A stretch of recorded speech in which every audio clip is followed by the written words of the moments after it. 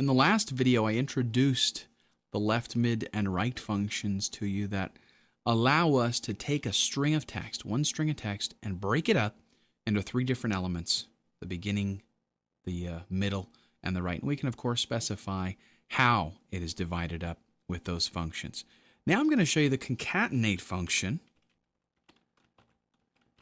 And the concatenate function does exactly the opposite. It takes multiple elements and stitches them back together into one.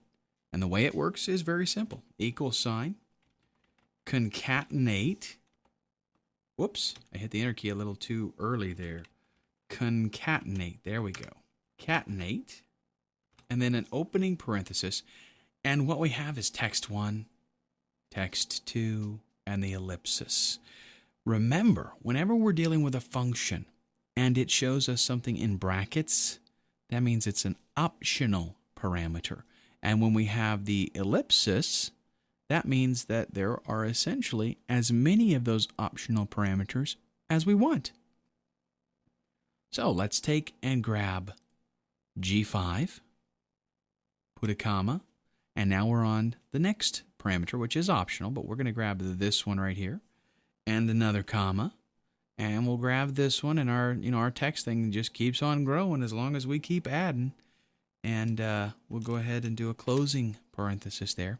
So we're sending three separate string arguments. Concatenate only works with strings, but we're sending three separate string arguments, and I hit enter, and it stitches them all together again. So this essentially looks like the original because we took the original, broke it up into three pieces, and then we used concatenate to stitch them all back together again. And all four of these functions, left, mid, right, and concatenate, have a whole plethora of uses inside of Excel from your day-to-day Excel tasks.